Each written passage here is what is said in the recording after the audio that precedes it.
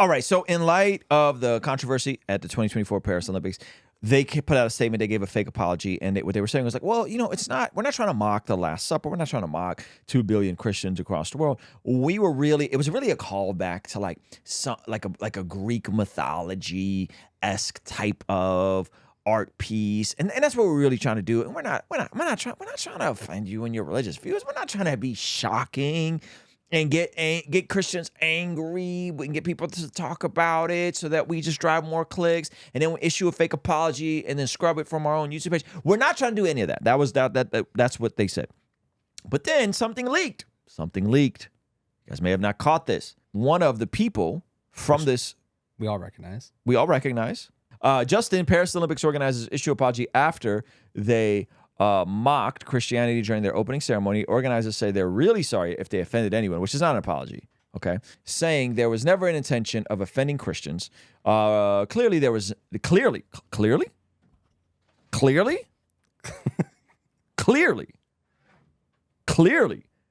there was never an intention to show disrespect to any religious group. The opening ceremony tried to celebrate. This is such a pretentious apology. Clearly, if we're all being adults here, clearly there was never no intent. We believe this ambition was achieved. If people have taken any offense, we are really sorry. The apology is hard to believe considering the self-described, so they said it. I'm just reading along. The self-described obese Jewish LGTV who played Jesus labeled the performance New Testament on their IG page. So I'll play this for you guys. Pulling up, applause. She thinks she did something. She thinks she did something. She I thinks can't she tell did if this is before or after. Kisses wifey. And then, so I think that was before. Okay, that's clearly like a callback to a Catholic. Yeah, a Catholic iconography. Yeah, iconography. We see what's going on here, and then we see a guy being weird with the kiddos. Pause and it. Then so this is what she posted. She posted this. She posted this. This isn't Christians losing their mind. This isn't us overreacting. She posted this. Oh yes, the GAY New Testament at Barbara Butch. Okay, now just go up so we see whose handle that is at the very top. Okay, so now she shared that, right? Yeah. So that's the girl. Mm-hmm. That's the lady. You can see her right in the. She got the whole. She already changed her profile picture. She changed her profile picture. She's collecting them clout tokens. Yep. Right. And she's sharing the parallel. And she's doing this. Yeah. So they cut this up. They made the parallel, and then they posted it, and then she shared it as confirmation. So this whole like, oh, it wasn't what it was. It's exactly what it was. This is 100% exactly what they intended. Crazy business. And so, does this invalidate the apology? Do they need to come out and do a better apology? Yeah, I mean, do we even want an apology? Do you want an apology? I think if there was a genuine apology, like, guys, we dropped the ball. We should have been more sensitive. We're sorry. And, we're going to tone it down. The remaining of the thing. I don't know how much that would work or help, because I think the line in the sand has been drawn, right? Yeah. And I think this is, again, they wanted this in terms of the shock around it, or they're just completely tone deaf and completely checked out from reality. Yeah, I partially don't even care, because it's like, okay, this is what time it is. Mm-hmm. Like this is, or it's mock Jesus hour on the national stage, or not national, international stage, worldwide stage. Yeah. So like, there's nothing you can say that's going to make 2 billion people less angry at you. Yeah. But like, at least we know where you stand. Or is the Olympics separate from France? So I think how the Olympics work is that countries put in bids to host the Olympics, and I believe those countries end up controlling much of the production and the festivities on a local level. I think that's what's happening. Yeah. I mean, and this is just clear. This is clear, like, this is what Richard Dawkins was talking about.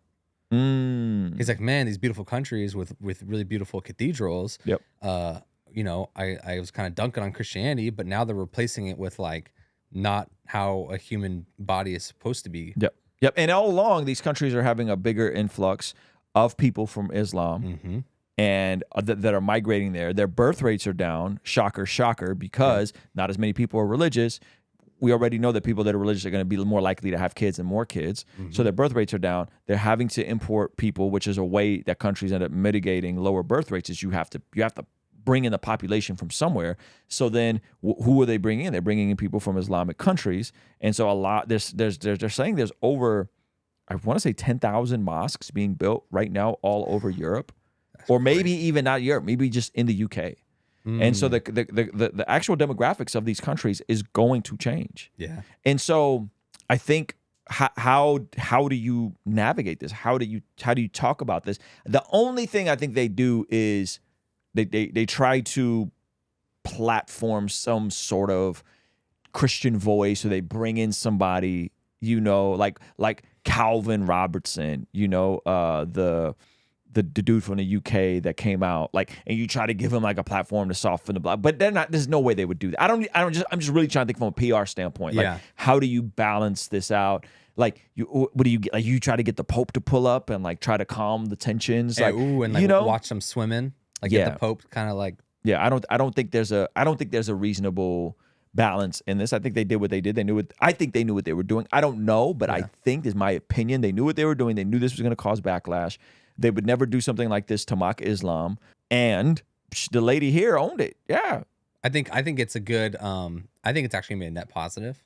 Okay, overall, because it starts to become so clear what's going on, and what people are against and what those people are for.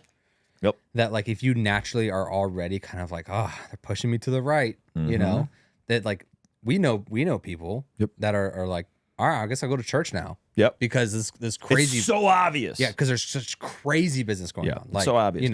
And I'm not super in tune with French politics. I'm not super in tune, but from what my understanding is, they're already having a shift going more conservative. Yeah. In France. I don't know if it's connected to this sort of stuff or if it's connected to faith at all, but there does seem to be a shift, just like there was a shift in the UK with Brexit, which was going more towards a conservative framework. And the unfortunate part about it is, like, you can try and move in conservatism, but conservatism is not faith. Conservatism is not Jesus. Conservatism is not Christianity. So it may kind of fill that void of morality, but morality is not Jesus. Well, totally. But I think what it's doing is that it's pushing people to the right, and then they're coming in through the side door. They're already marinating of like, and then when they see they're already on the right, and then when they see that the left then takes a religious position of like, we're gonna dunk on this religion, then they're like, I was already here, so I might as well go to church now. Yeah. And we're seeing a lot of that. I mean, to be fair, people may not like that's the door that people are coming through, like the awareness of evil, and then they all of a sudden they're like open to the idea of faith. They may not like that, but that is how a lot of people come to the faith right now. Yeah, I mean, if you think about it from a more of a micro standpoint, that's how people get saved regardless. That's true. Right? You become aware of the evil within your flesh, and then you're like, oh man, this is really not beneficial for my life. And then you see your whole society like start to turn this, and you're like, oh, maybe I am comfortable, but I should probably go to church now. I would be curious if any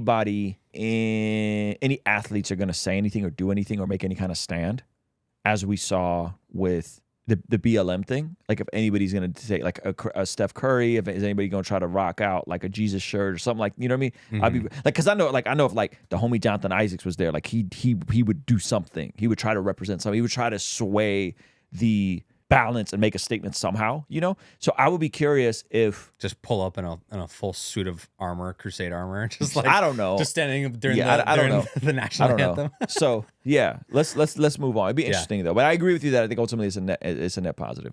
Hey, thank you so much for checking out the video. Comment down below and let me know what you think. And be sure to check out this video that YouTube is recommending just for you. Let me know if they nailed it. All right, I'll see you over there. Peace.